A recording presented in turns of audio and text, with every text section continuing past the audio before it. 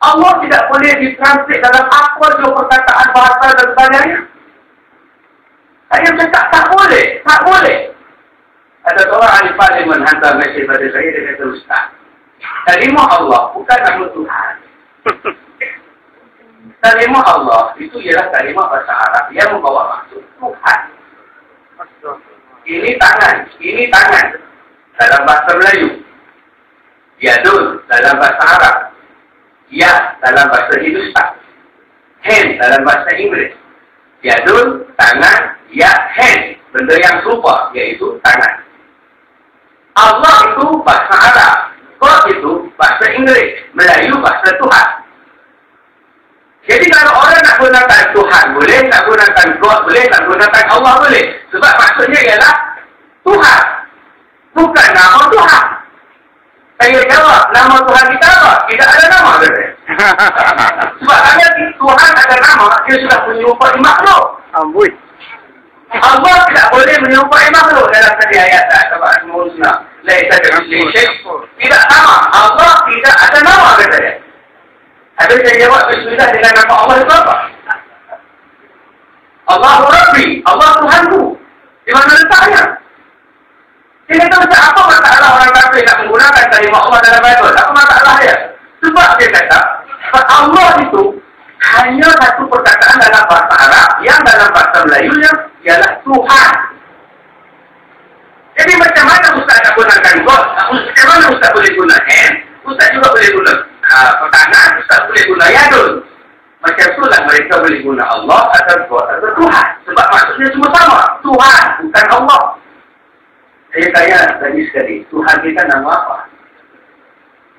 Dia tak boleh jawab. Tuhan yang paling boleh. Dan sekali lagi tadi. Nama.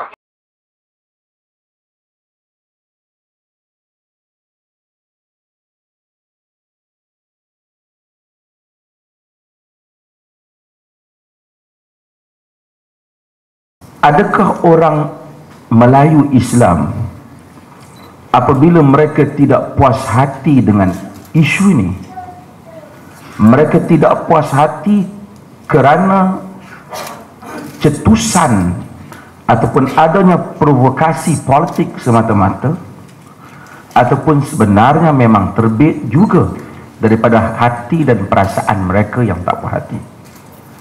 Saya katakan dua-dua keadaan ini berlaku. Ada permainan politik, tapi dalam masa yang sama kita tidak boleh nafikan orang Melayu Islam, sekalipun mereka tidak dipengaruhi oleh keadaan politik tentu, mereka tetap tidak bersetuju nama Allah ini digunakan. Itu realiti yang berlaku. Dan sekarang saya ingin bercakap di sudut apa yang sebenarnya. Kalau kita lihat pada dua dimensi ini, pertama ialah sudut nas. Adakah agama melarang orang bukan Islam menggunakan kalimah Allah? Tentu jawapannya tidak. Saya masih ingat ketika saya menjadi mufti Perlis, isu ini telah dibincangkan dan majlis fatwa Perlis ini ialah majlis yang sukar untuk mengambil keputusan dalam banyak perkara. Pasal ramai sangat panel dia, terdiri daripada pensyarah universiti, pensyarah ada PhD, ada apa, jadi banyak pandangan dia. Tapi dalam isu nama Allah ini semua sepakat, bukan Islam boleh memanggil Tuhan Allah.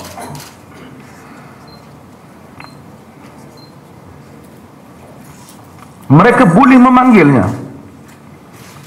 Bila sebut Allah, Allah itu merujuk kepada Supreme Being,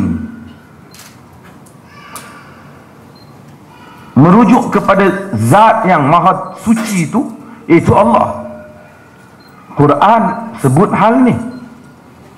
Quran kata wala in sa'altahum man nazzala minas samaa'a fa ahya bihil ard min ba'di mautiha la yaqulunna Allah qulil hamdulillah.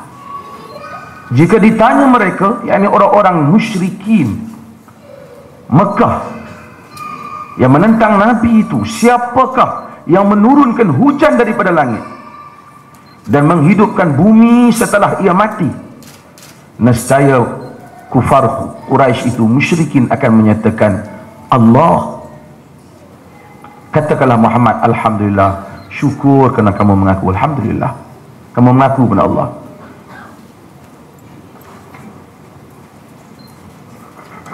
Tapi Allah kata bal aktsarhum la ya'qilun, tapi kebanyakan mereka tak ada akal. Tahu Allah cipta turunkan hujan tu, tetapi tidak menerima Islam. Ini di sudut Islam.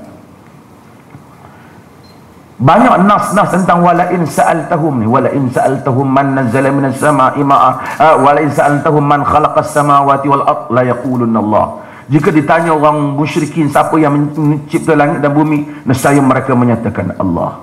Walain sa'altahum man khalaqas samawati wal ard wa sakhkhara asy-syamsa wal qamar la yaqulunna Allah. Jika ditanya mereka siapa yang mencipta langit dan bumi dan menundukkan bulan dan matahari, nescaya mereka akan menyatakan Allah. Allah akui hatta penentang-penentang Nabi menggunakan Allah. Bapa Nabi kita namanya Abdullah.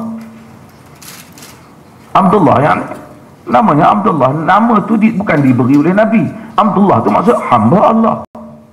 Sembah ni makna kita memperhambakan diri kerana seseorang. Siapa yang memperhambakan diri kepada Allah, dia hamba Allah. Nampak? Orang yang memperhambakan diri, mana benda perhamba ni? Makna rela susah kerana Allah, hamba Allah. Nampak? Itu orang panggil Abdullah, hamba Allah. Ibadullah, hamba-hamba Allah. Apa makna hamba-hamba Allah? Orang-orang yang taat pada perintah Allah.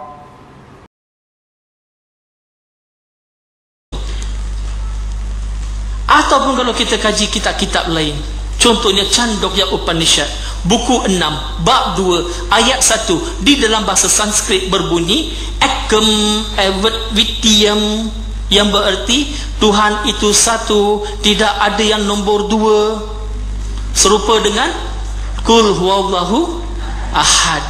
Nampak persamaan tadi? Ataupun kalau kita lihat Svetasvatara Upanishad, bab nombor 6, ayat nombor 9 mengatakan na casya kaci janita na cadipa. Jangan risau, tak keluar ujian nanti.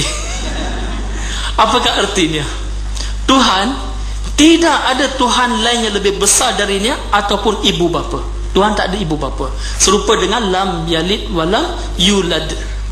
Ataupun kita ambil Svetasvatara Upanishad, bab nombor 4, ayat nombor 20 mengatakan na sansetis tati rupam asya. Tuhan bukan untuk dilihat. Tidak ada manusia dapat melihat Tuhan dengan mata dia. Dengan mata tak boleh tengok Tuhan. Ataupun kita ambil Veda sebagai contoh, Yajur Veda bab 32 ayat nombor 3 mengatakan na tasya pratima asti. Tuhan tidak ada rupa, tidak ada image. Ataupun kalau kita lihat Yajur Veda bab nombor 40 ayat nombor 9 mengatakan andatma prawisantiya sambutimu pasti, tak faham pun angguk ajalah. Apakah artinya? Mereka menuju kegelapan. Siapa-siapa yang menyembah asam buti. Apa itu asam buti? Bukan asam boy. Asam buti berarti benda-benda semula jadi. Orang Hindu dia menuju kegelapan kalau sembah matahari, sembah api, sembah binatang, sembah pokok, sembah batu, dia menuju kegelapan. Ayat ini sambung mengatakan siapa-siapa yang sembah sambuti lagi masuk kegelapan. Apa itu sambuti? Benda yang dibuat dengan tangan manusia, seperti meja, seperti kerusi, seperti patung berhala. Orang Hindu dilarang daripada menyembah patung berhala. Siapa yang melarang orang Hindu sembah patung berhala? Bukan Syakiri. Yajurveda bab 40 ayat nombor 9. Dan orang Hindu ni ada satu doa yang sangat menarik sebenarnya, yang dikenali sebagai Brahma Sutra. Bunyinya Ekam Braham Dwitya Nasti Nian Nasti Kinchan. Mau terjemahan dia? Mau? Ready? Okay. Bhagwan ek hi hai, dusra nahi hai, nahi nahi jara bhi nahi. Kata nak terjemahan, tak kata bahasa apa. Oh, dah bahasa Melayu. Tuhan itu satu, tidak ada Tuhan yang lain, tidak sama sekali tidak. Serupa dengan la ilaha illallah. Jadi inilah persamaan yang kita boleh bawa, kita boleh bincang dengan orang-orang Hindu.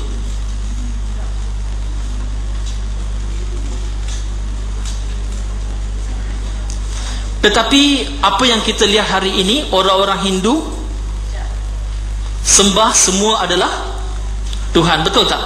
Itu percaya orang-orang Hindu kan? Semua adalah Tuhan. Tetapi orang Islam kata semua adalah milik Tuhan. Orang Hindu kata semua adalah Tuhan. Orang Islam kata semua adalah milik Tuhan. Beza antara orang Hindu dengan orang Islam ialah perkataan milik. Kalau orang Hindu, orang Islam boleh berjumpa, selesaikan masalah perkataan milik, insya-Allah kita boleh bersatu. Dan kita boleh rujuk kitab-kitab dia. Kalau kita kaji ya, pahaman orang-orang Dravidian dulu, ada unsur-unsur tauhid. Ada unsur-unsur tauhid. Sebab itulah kita lihat dalam kitab-kitab tadi ada unsur tauhid. Ini kepercayaan orang Dravidian asal dulu. Percaya pada satu Tuhan.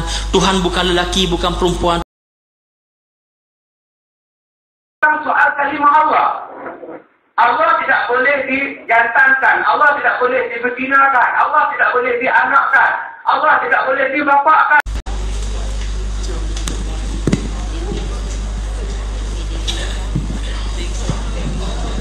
Hidangkan, telah disajikan dengan kepercayaan orang-orang Kristian. Dalam agama Kristian ada konsep Trinity, betul?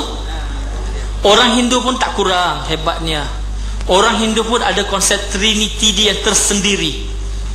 Orang Hindu percaya kepada God, G-O-D, Generator, Operator, Destroyer. Dan kata ada Tuhan yang mencipta, Tuhan yang mentadbir, Tuhan yang memusnahkan.